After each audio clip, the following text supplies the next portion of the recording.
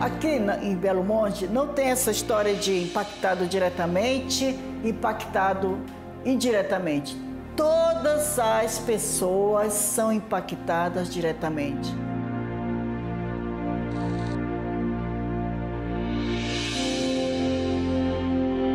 E estava morrendo tudo, e a gente não entendeu o porquê que estavam morrendo tanto peixe daquela forma.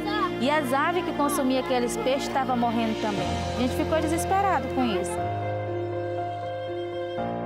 E aí eu fico pensando assim, não sei como é que vai ser a nossa vida de hoje em diante, porque essa barragem é para sempre. É muito triste o que está acontecendo com os indígenas. Assim. A cultura desses indígenas do Xingu está sendo totalmente modificadas, né?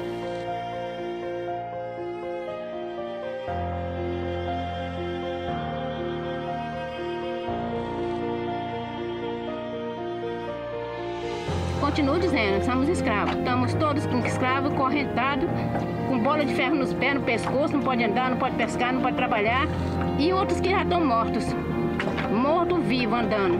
Não sabe o que faz, não sabe de que vive, não sabe para onde vai, até não se conhece mais.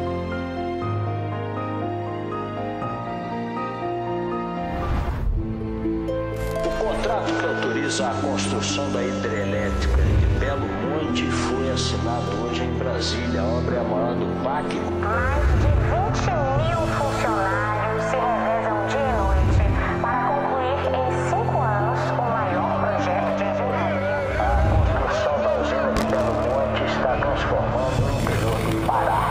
11 cidades serão afetadas pelo surgimento da quarta maior hidrelétrica do planeta.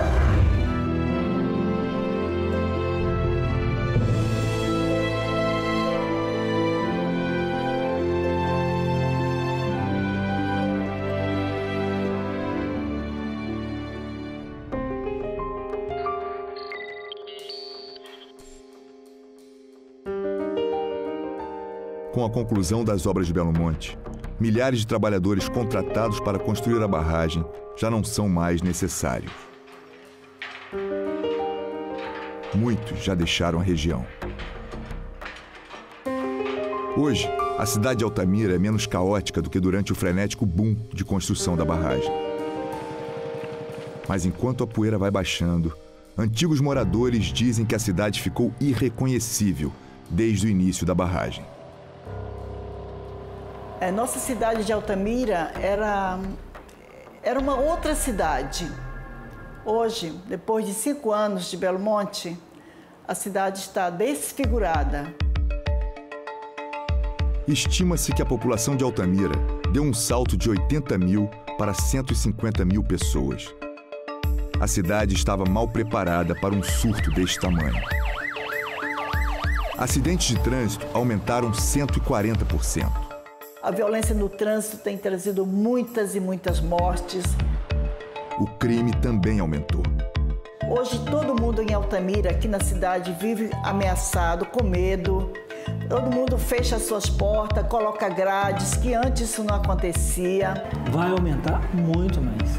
E vai aumentar muito mais. Muitos que vieram trabalhar em Altamira ficaram, mesmo depois do fim de seus contratos na obra. Aqueles que não conseguiram encontrar um novo emprego contribuíram para uma taxa já elevada de desemprego na cidade. Então, com certeza, nos próximos 2 ou 3 anos, a criminalidade na região, a tendência é ampliar. A polícia suspeita que ele foi vítima de latrocínio, roubo seguido de morte. Ainda mais alarmante, a taxa de homicídio da cidade quase dobrou. 8 mortes em apenas uma noite. Altamira nunca viveu dias de tanta violência. A cidade ficou muito violenta, as pessoas não podem mais sair na rua à noite. Falando ainda da violência contra as mulheres, muitas mulheres foram assassinadas, estão sendo assassinadas. A polícia é insuficiente para o aumento da criminalidade, isso ficou muito claro, assim. Os assassinos estão ficando impunes, porque a polícia não tem ferramentas, enfim, de pegar esses assassinos para responsabilizá-los. Chega de violência nessa terra, irmãos! Chega de violência nesse município! Chega de tanta violência!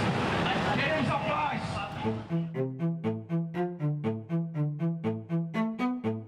Os planos para barrar o rio Xingu, um dos principais afluentes do Amazonas, vêm desde a época da ditadura militar no Brasil.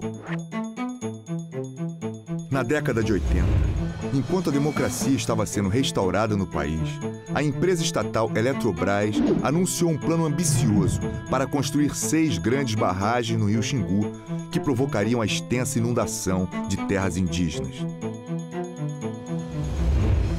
Liderados pelos Kayapó, povos indígenas do Xingu reuniram-se na cidade de Altamira em protesto, repercutindo na mídia internacional e levando, ao final, o Banco Mundial a suspender o financiamento para o projeto. Em 2002, o governo brasileiro anunciou uma nova versão do projeto, agora chamado de Complexo Hidrelétrico de Belo Monte. O novo plano seria desviar o rio Xingu de seu percurso natural ao longo de 100 quilômetros na chamada Volta Grande e inundar uma área maior que Florianópolis.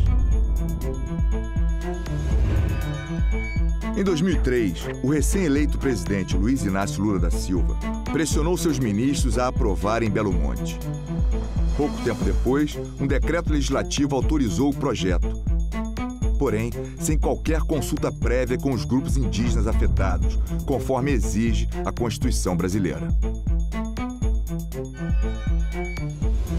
Em 2008, grupos indígenas da região reuniram-se novamente na cidade de Altamira.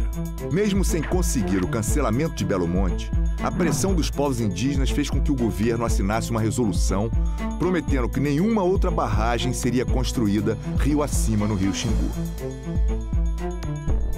A 4ª maior barragem do mundo, planejada no coração da Amazônia, ainda precisava da elaboração e aprovação de um estudo de impacto ambiental antes de iniciar as obras. Marcado por um grave conflito de interesses desde o seu início, o estudo de impacto ambiental de Belo Monte foi elaborado pela Eletrobras em conjunto com grandes empreiteiras que seriam os principais beneficiários da construção da barragem.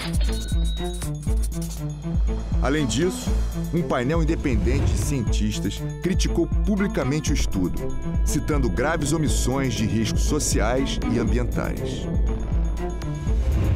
Sob forte pressão política, o IBAMA aceitou o polêmico estudo de impacto ambiental e concedeu uma licença inicial que permitiu que o projeto avançasse. O relatório era tão duvidoso que 2 altos funcionários do IBAMA pediram demissão em protesto. Em 2011, a nova presidente recém-eleita pressionou de forma avassaladora o IBAMA para levar o projeto adiante. Em resposta, o presidente do IBAMA renunciou. O governo rapidamente encontrou um substituto e o novo titular do IBAMA aprovou o licenciamento para iniciar as obras de Belo Monte. Mesmo com fortes críticas das organizações de defesa dos direitos humanos sobre a falta de consultas adequadas com grupos indígenas, o governo iniciou o projeto. A Norte Energia, um consórcio quase inteiramente financiado pelos contribuintes brasileiros, iniciou a construção da usina. Nós não queremos hidrelétrica, nós queremos direito à vida, à terra. Aí, vai cair, vai cair. Durante os 5 anos que se seguiram, as obras de Belo Monte foram o palco de repetidos protestos, paralisações, conflitos com operários e ocupações indígenas. O Ministério Público Federal ajuizou inúmeras ações contra a Norte Energia e o governo, citando desde irregularidades no processo de licenciamento ambiental até o descumprimento de medidas obrigatórias de mitigação e compensação de impactos sociais e ambientais. As ações do Ministério Público conseguiram suspender a construção da barragem em vários momentos. No entanto, juízes aliados ao governo rapidamente derrubaram decisões legais de maneira acelerada e arbitrária. Tudo isso nos leva até os dias de hoje. O custo total da construção da barragem excedeu 30 bilhões de reais, quase 4 vezes o orçamento original. E quanto aos custos sociais e ambientais?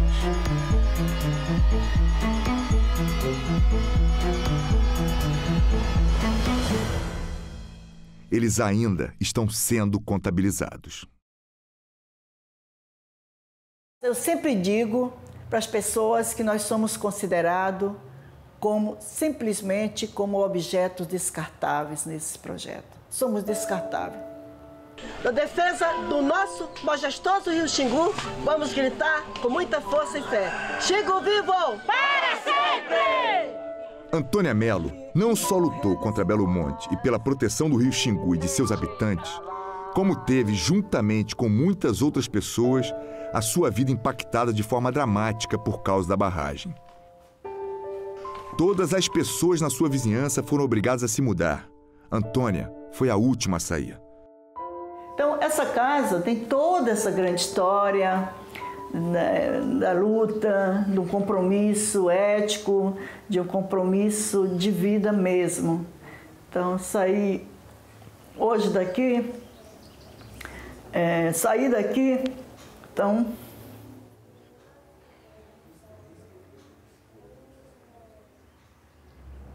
não é fácil.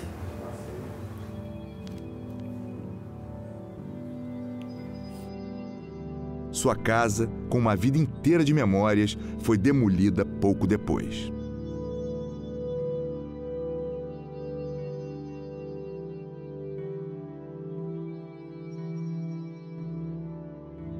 Raimunda Silva conhece bem essa dor.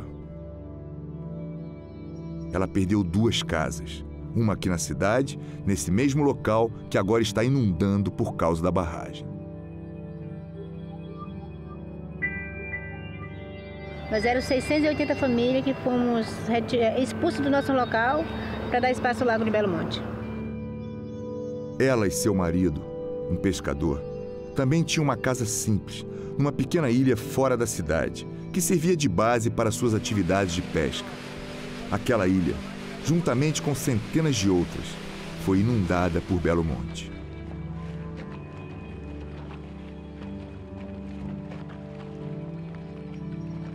A família Silva, como muitos outros, recebeu pouca compensação pela perda de suas casas e foi obrigada a se deslocar para o interior da cidade.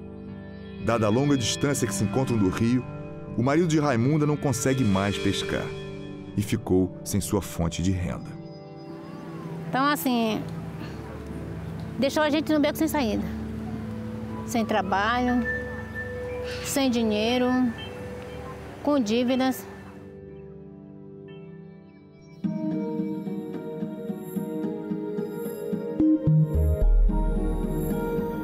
É uma história bem conhecida para muitos. Milhares de pescadores e ribeirinhos que viviam ao longo do rio foram forçados a deixar suas casas e mudar para um dos 5 reassentamentos urbanos como esse, construído pela Norte Energia. No início, muitos gostaram de suas novas moradias, até descobrirem, pouco depois, que essas pequenas casas, medindo 63 metros quadrados, foram mal construídas, com custos de manutenção absurdamente caros. Eu pagava R$82, 70 e poucos reais. O valor mais caro que eu cheguei a pagar lá foi 90 e umas fração. Foi R$90 umas fração, entendendo? A primeira vez que a gente veio morar pra cá, o valor que a gente pagou foi 400 e poucos reais já. De primeira, já o nosso chá de visita aqui, quando nós chegamos aqui na casa, já foi um talão de energia.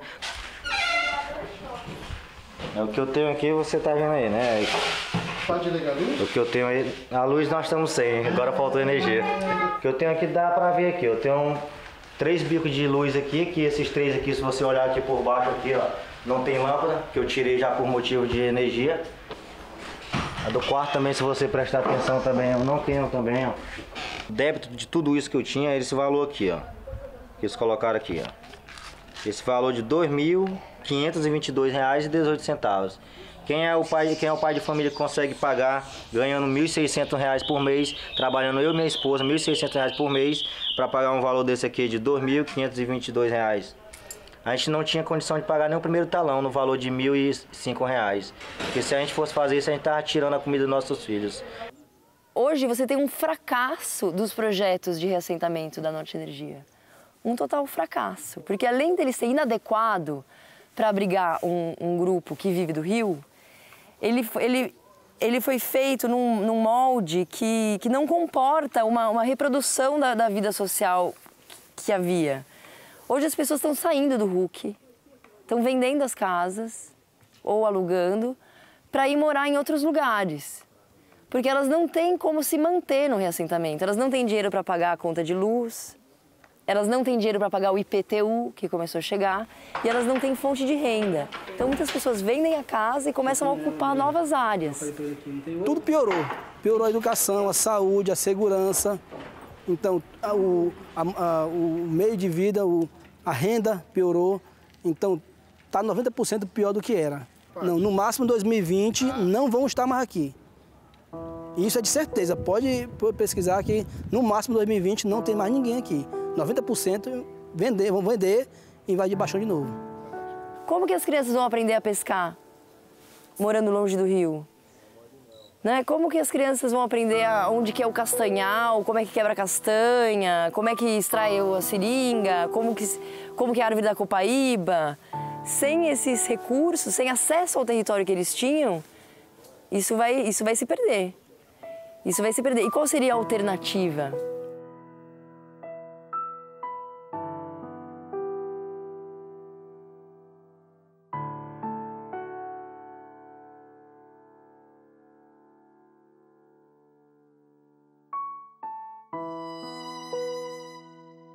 Jardim Independente 1 é uma comunidade pobre com centenas de pessoas vivendo em condições precárias.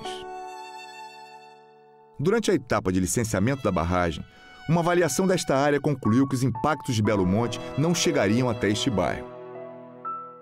A avaliação revelou-se errada. Hoje, a inundação da barragem criou uma situação gravíssima para aqueles que já vivem no limite da sobrevivência. Porque aqui, ó, quando o rio enche lá, com a barragem enche lá, aí elas vêm para cá, a água. E quando eles fecham lá, já agora a gente sente. Quando eles enchem lá, fecham lá, aí a água vem para cá. Vem por as bueiras, por os esgotos de lá para cá. E porque o esgoto vem até naquela outra rua de lá, o esgoto vem por dentro. Viu? Ele aqui é cortado, tem só esse pedaço atravessando a rua. Aí de lá ela pega e enche tudinho aqui, e alaga todo mundo. Viu? Tá. Chegou numa assoalho. A geladeira aqui tá aqui sobre aqui porque começou a entrar água, botaram a geladeira aqui em cima, ó. Justamente por causa da água que atingiu nós aqui. Nunca tinha acontecido, primeira vez. A gente acha que é porque você veio de Belo Monte, né? Tem a infectação pelo Belo Monte. Preocupação, né? Vamos ver como é que vai ficar aí, que nem o outro. O pior é que não estão dando nem a mínima pra gente aqui. Aí fica difícil. Só esperar e nada. Diz que a obra já está 95% concluída e ninguém fala nada. E talvez vai deixar até assim ou pior, né? Aí só vão se preocupar quando a gente levar alguém aqui, arrastar, matar alguém, né? Não era para ser assim. Quando o IBAMA concedeu à Norte Energia uma licença de construção, exigiu também que as construtoras da barragem cumprissem com uma série de condicionantes e medidas de mitigação dentro de prazos estipulados, não só para aliviar as pressões colocadas sobre a região por um projeto dessa magnitude, mas também para trazer melhorias para a região. A usina de Belo Monte, que será construída no Pará, no Rio Xingu, é considerada a terceira maior hidrelétrica do mundo. A partir de hoje, vamos apresentar uma série de reportagens sobre as ações do governo federal para garantir o desenvolvimento sustentável na região e melhorar a qualidade de vida. Chamado de Plano Básico Ambiental, ou simplesmente PBA, a Norte Energia concordou em implementar 117 projetos socioambientais para os municípios da região. Então, acreditamos que, em breve, esses programas todos vão se sucedendo, não é? A melhoria da saúde, a melhoria da educação na região, do sistema viário, do saneamento, de um modo geral. E essa região, eu tenho certeza que com esse empreendimento vai ter um desenvolvimento bastante diferente daquele que teve até agora. As condicionantes não foram feitas, não foram realizadas a contento, e o que fizeram foi tudo muito mal feito. Este hospital regional, por exemplo, prometido para ficar pronto bem antes da cidade ser tomada por milhares de trabalhadores, ainda não abriu suas portas ao público. O saneamento básico aqui que não vai funcionar. O Sistema Municipal de Saneamento Básico conectado aos domicílios é mais uma condicionante que deixou de ser cumprida. Essa água aqui vocês bebem? Nós bebemos, nós lavamos roupa, toma banho com essa água bem aqui, ó. Então, a mesma energia que foi investida para cumprir o cronograma de execução das obras da usina não foi investida para cumprir e entregar, antes do tempo e no prazo correto, os sistemas de saneamento básico de saúde na região. Não é tratada essa água, mas só tem ela. Então, o mesmo esforço não é empreendido em atender a população. E os efeitos disso são deletérios e prejudicam as pessoas mais vulneráveis, que são as pessoas, os altamirenses e as pessoas da região. Barrar o rio Xingu sem o saneamento básico, que permitiria, evitaria um colapso sanitário na região, né? Sem o hospital que teria que ter acolhido a sobredemanda. Então, tudo isso aconteceu. Devido ao descumprimento crônico de obrigações contratuais e medidas de mitigação, os procuradores do Ministério Público Federal já entraram com 25 ações na Justiça contra Belo Monte. Utilizando uma manobra jurídica que remonta à época da ditadura militar, os presidentes de tribunais, a pedido do governo, têm suspendido decisões sobre ilegalidade em Belo Monte, argumentando que o projeto é um assunto de segurança nacional. E isso significa que a construção de barragem prevalece sobre as leis que protegem os direitos humanos e o meio ambiente. Eu tenho uma obrigação condicionante não cumprida, que tem que ser implementada, mas a não implementação dela ou não pode gerar a suspensão do empreendimento.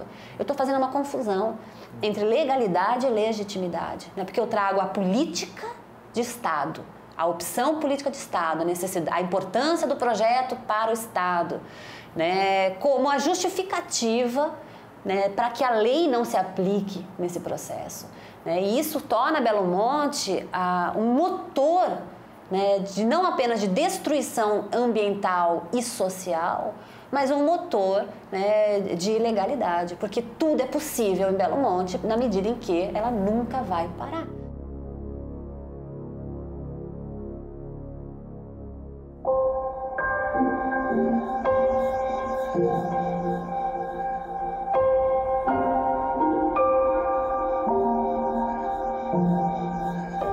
Distante de Altamira, aproximadamente 10 mil indígenas de 11 grupos étnicos diferentes vivem ao longo do rio Xingu e dependem dele.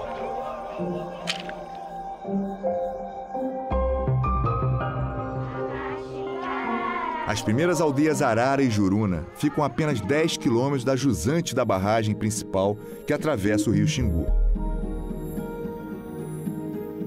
O fluxo de água do rio Xingu, na Volta Grande, foi drasticamente reduzido, porque a maior parte do rio agora está redirecionada por um canal artificial que alimenta o principal reservatório do projeto.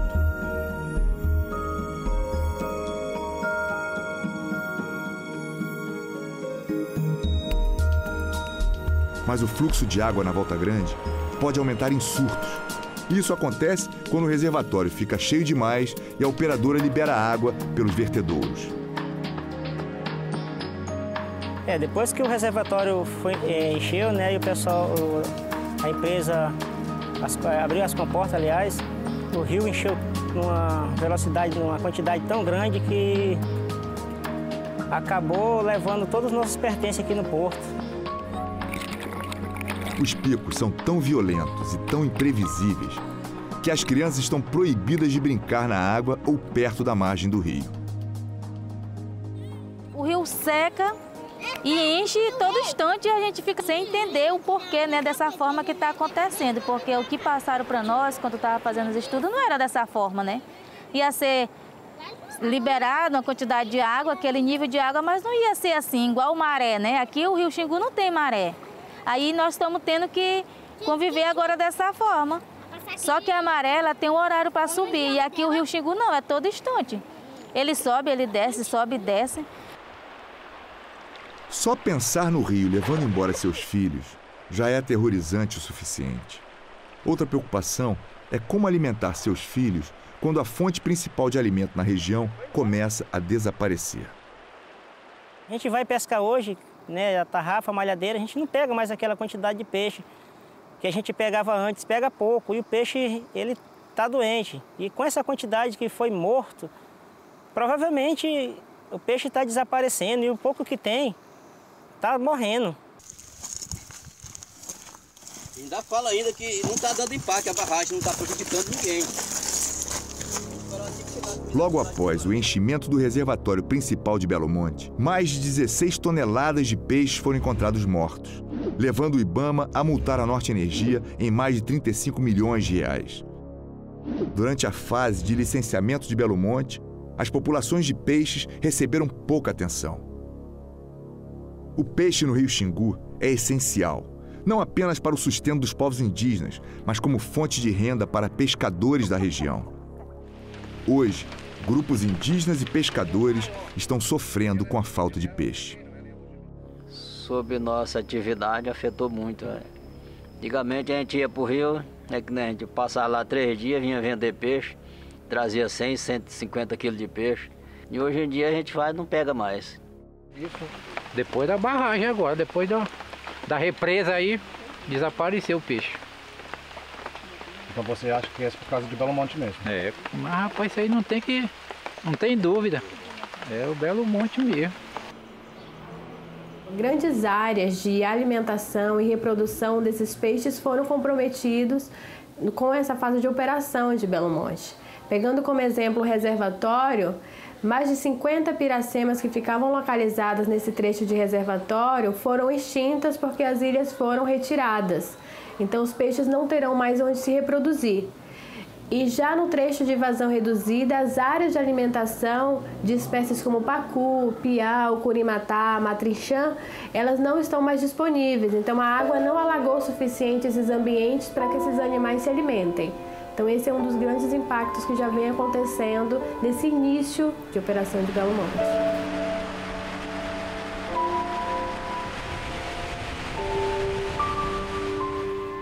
Não traz nada de futuro pra gente que é da região. Só tristeza.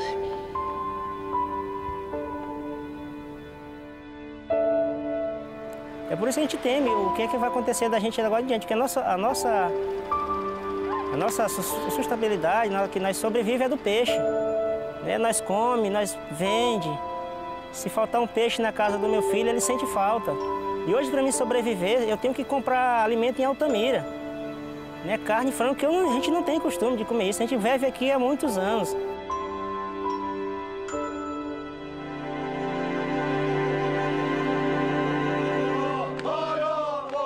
Existe também uma exigência legal que a Norte Energia deveria cumprir com medidas de mitigação de impactos, em benefício dos povos indígenas afetados que vivem ao longo do Xingu.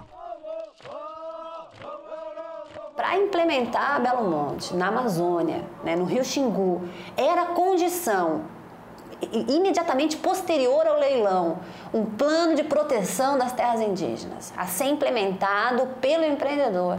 Isso teria que ter acontecido em 2010. Né? Então, assim, foi feito esse plano, um plano robusto com mais de 30 unidades de proteção espalhadas pelo Rio Xingu, operando com equipes multidisciplinares, interinstitucionais. Né? Se esse plano não aconteceu até hoje, né, que era uma condição de viabilidade de Belo Monte em 2010. As obras de um dos canteiros da usina hidrelétrica de Belo Monte, no Pará, estão paradas. Cerca de 80 pessoas ocupam a área desde segunda-feira à noite. A maioria é de índios. Com o PBA, eu fiquei sabendo que o PBA foi aprovado pela FUNAI e Norte Energia. Nem nós não aprovamos o PBA. Nós também não. Tinha que garantir primeiro as condicionantes dos índios, né? Antes. A Norte Energia não estava fazendo nada pelos índios, a FUNAI tinha por obrigação de suspender o licenciamento. Dada a falta de consulta em todo o processo de licenciamento e as falhas para enfrentar os impactos da barragem, muitos grupos indígenas acabaram organizando ocupações para paralisar as obras de Belo Monte. Enquanto os povos estão sofrendo, o governo está construindo hidrelétrica sem consulta. O que está acontecendo é que os índios tiveram a necessidade de adotar medida de força para poder ser escutados pela empresa e pelo governo federal.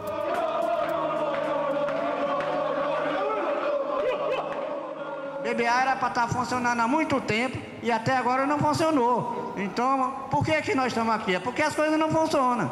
Vocês querem fazer, o governo quer fazer do jeito dele e não dá, não funciona.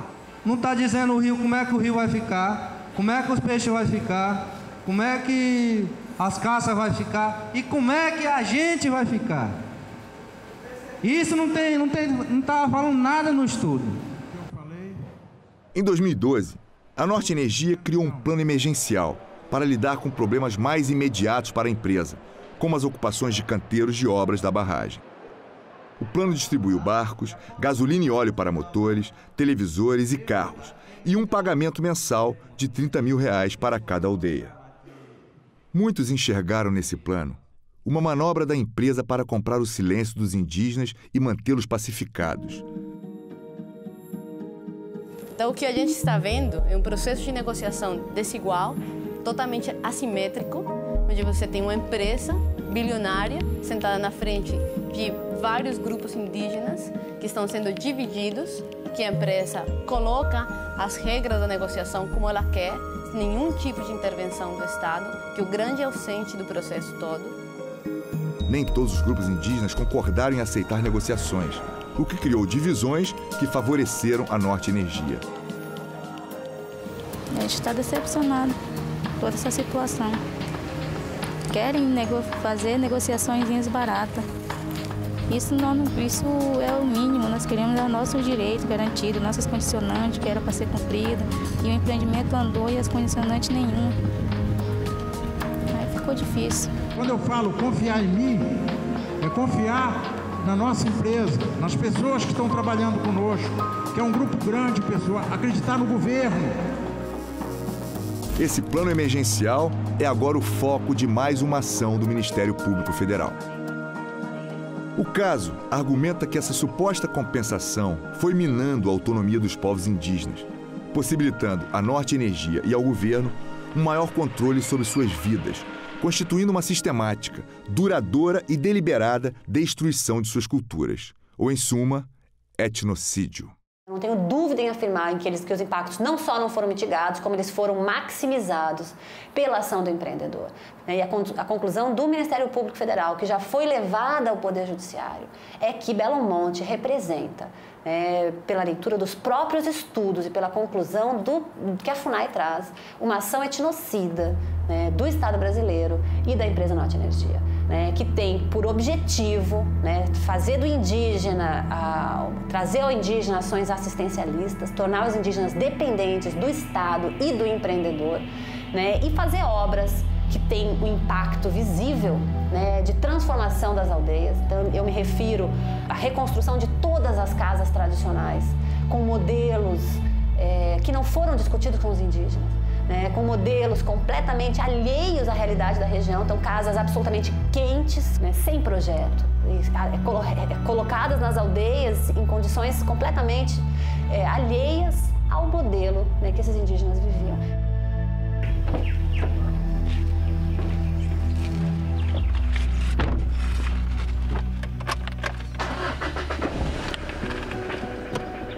Bom, aqui é um alojamento, é um escritório da empresa. Aí todo dia pela parte da manhã eles fazem uma oração para agradecer a Deus pelo dia de trabalho. São os funcionários. Aquilo que deu com o dedo lá é o patrão Josinei, que é um local de fazer as ferramentas, montar a serragem, madeira para levantar as estruturas. Lá atrás ali é o novo colégio. Isso, casa e carro, isso não é nada para nós. O que a gente quer é a nossa vida, o que a gente tinha antes. E agora a permanência do nosso povo aqui, se ficar acontecendo as coisas da forma que está acontecendo, o nosso futuro está muito comprometido, porque a gente não consegue ver lá na frente o que vai ser, Porque é problema todo instante, é mudanças, coisas novas. Eles fazem as coisas sem avisar, informar a gente, para poder a gente se preparar. A natureza também está reagindo de formas que ele não apresentavam, Então o que houve aqui foi uma modificação completa do modo de comer, né, de se alimentar, do modo de viver dos indígenas e do modo de estar em Altamira. Então a conclusão do Ministério Público com relação a Belo Monte, que já foi levada ao Poder Judiciário, é que se trata de uma ação etnocida.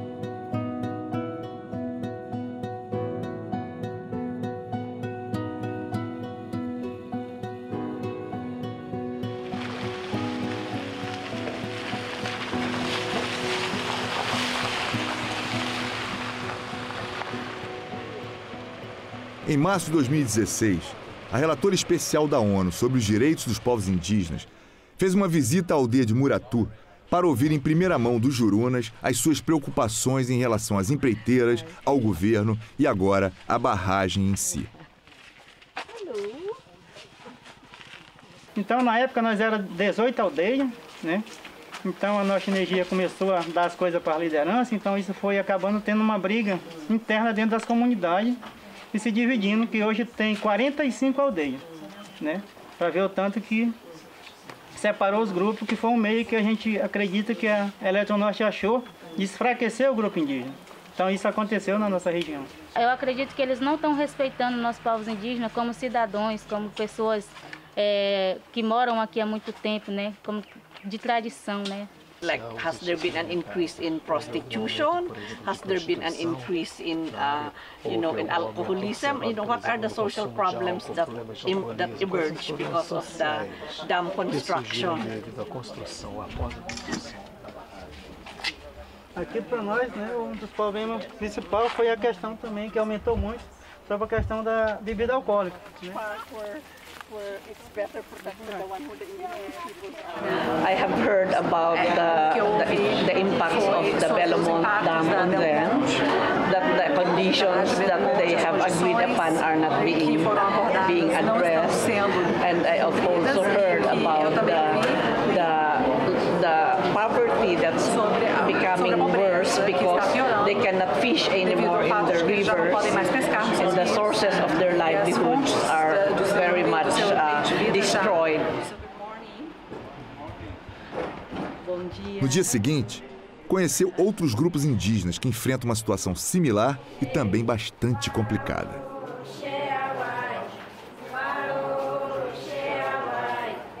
Nós queremos que sejam garantidos todos os nossos direitos, que simplesmente o governo federal tem passado por cima dos nossos direitos. Nós estamos aqui para pedir o apoio de vocês.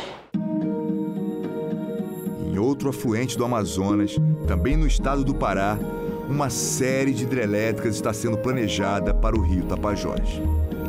Juntas, elas inundariam centenas de milhares de quilômetros quadrados em parques nacionais e outras áreas protegidas.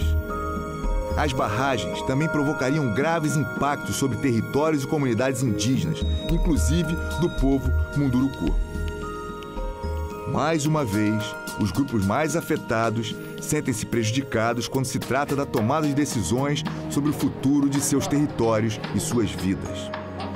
Recebemos anúncio do governo que vai leiloar o São Luís do Tapajós sem consultar os povos do Tapajós. A maior das barragens propostas é a hidrelétrica de São Luís do Tapajós. Se construída, a barragem inundaria uma grande área ao longo do rio Tapajós, inclusive vilarejos e aldeias indígenas, criando um reservatório do tamanho da cidade do Rio de Janeiro.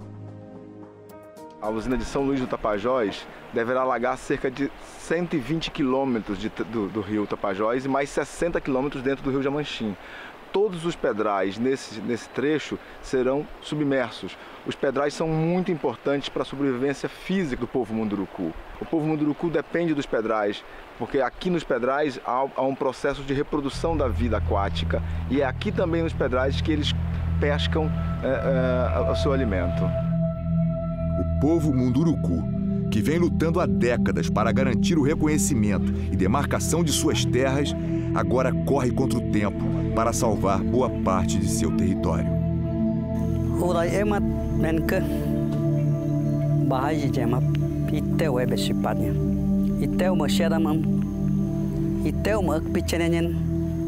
18년 재건권 28년 세신 바하이 보ye 이때 18만 도체베베 냥 좀 다시 피도 줬야 아와리 비에 18년.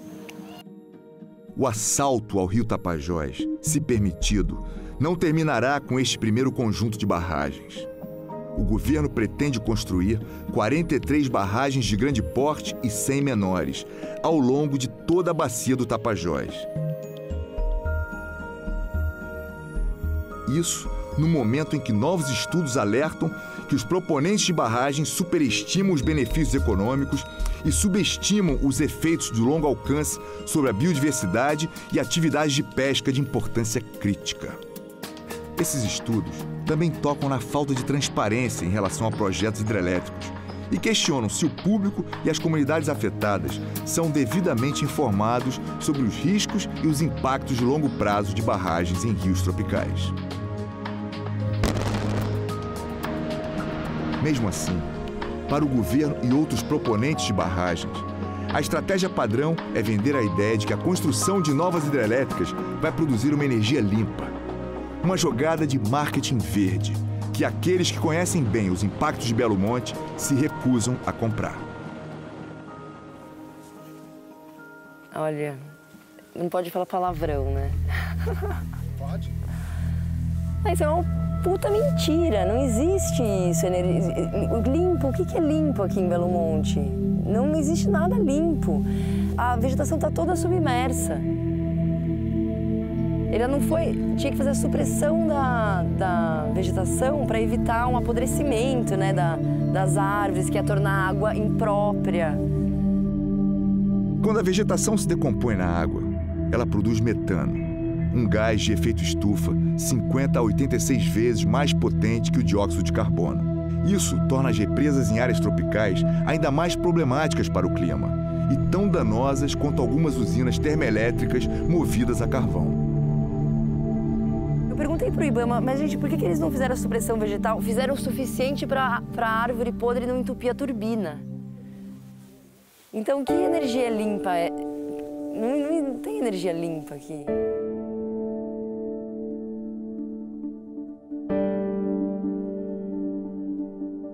É todo uma bola de neve que se constituiu com esse empreendimento de impactos irreversíveis na vida de toda a população. Promessas de emprego, promessas de melhoria, promessas de infraestrutura não pagam a conta dos impactos que recaem sobre essa população depois que um grande empreendimento desse é construído.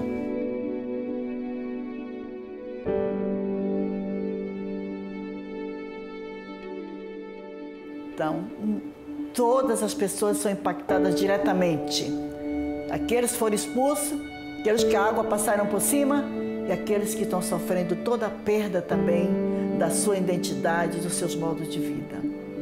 Por isso que é possível sim dizer que Belo Monte caminha nos trilhos da ilegalidade, porque o devido processo de licenciamento ambiental, ele foi reescrito, né? Não só como uma prioridade do Estado, que passou por cima, né, de todas as outras questões, mas porque o empreendedor, né, que se confunde com o Estado muitas vezes, não cumpriu as obrigações que teriam que ter sido feitas para que a obra se fosse tornada viável.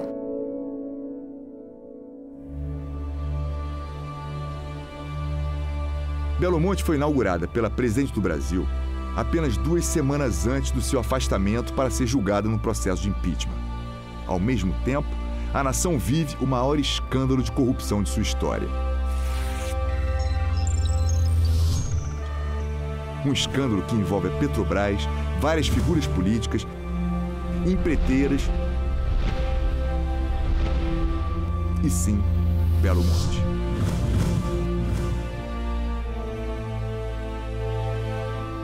É uma usina grandiosa. A melhor forma de descrever Belo Monte é essa palavra, grandiosa. Eu quero dizer que esse empreendimento, Belo Monte, me orgulha muito pelo que ele produziu de ganhos sociais e ambientais, que foram amplamente descritos aqui. Eu queria dizer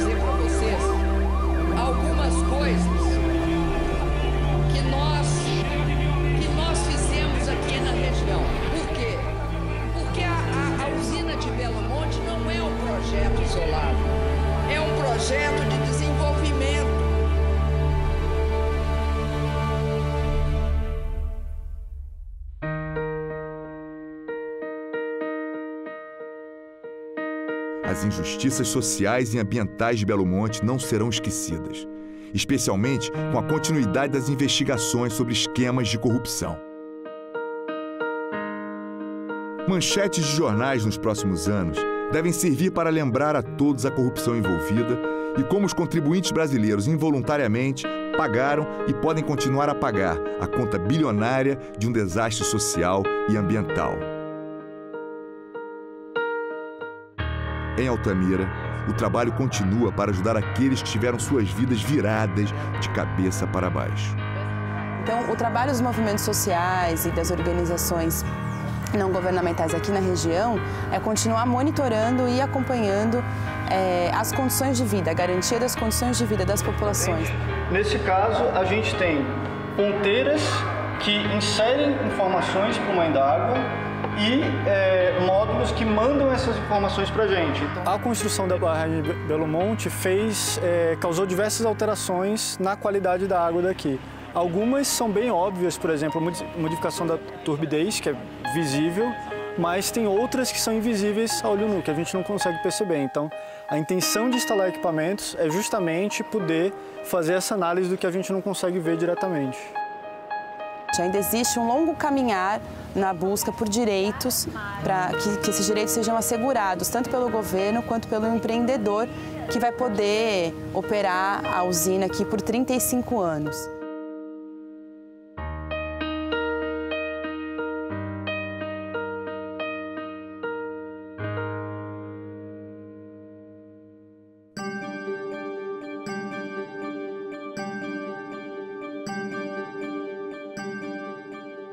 A luta para proteger os rios e impedir novas barragens na Amazônia está longe do fim. Hoje, o movimento é maior, mais determinado e envolve mais pessoas do que nunca. Enquanto a batalha se expande para defender o rio Tapajós, vemos um novo esforço global para evitar o mesmo erro em mais um grandioso rio na Amazônia.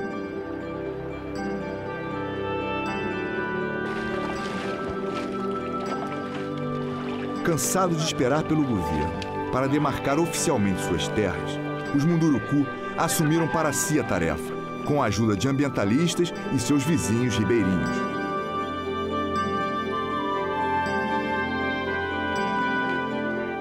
We are here on the Tapajós River. This is the sacred river of the Munduruku, and the Brazilian government wants to build a very large dam here. And this dam will be followed by 40 or more others. We need to stop them, they are trying to stop them, and we are here to help them. Em meados de 2015, os Munduruku começaram a fixar placas de demarcação, semelhantes às utilizadas pelo governo, no entorno do território conhecido como Sauré-Maibu. A ideia era forçar o governo a reconhecer seu território e paralisar os planos de construir barragens no rio Tapajós.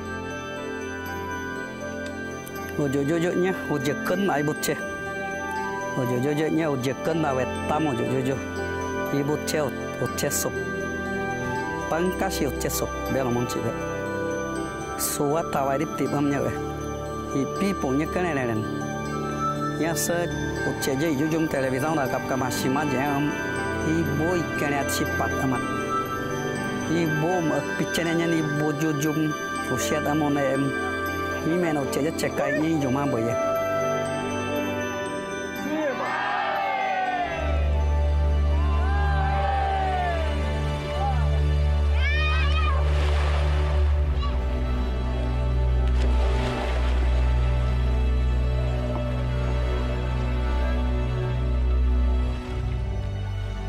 Pouco tempo depois, uma decisão surpreendeu a todos. O IBAMA suspendeu o processo de licenciamento da mega barragem de São Luís do Tapajós, apontando questões sociais e ambientais não resolvidas.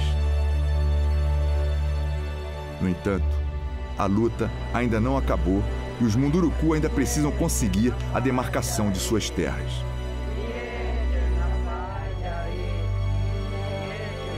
Pode haver tentativas de desengavetar os planos para São Luís do Tapajós, e existem planos para dezenas de outras barragens na bacia.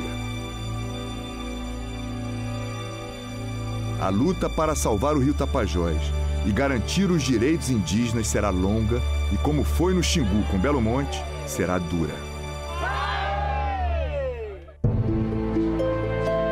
Mais uma vez, estas batalhas que colocam os protetores da floresta contra os poderosos interesses políticos e econômicos e uma longa história de corrupção.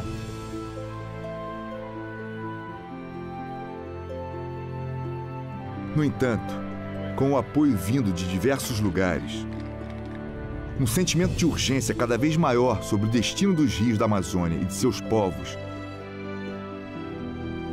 com as energias alternativas como a eólica e a solar quebrando recordes ao redor do mundo, e com o desastroso legado que Belo Monte deixa no Xingu, aqueles que lutam pelo rio Tapajós e o futuro da floresta amazônica e seus rios têm esperança. Viva a nossa luta!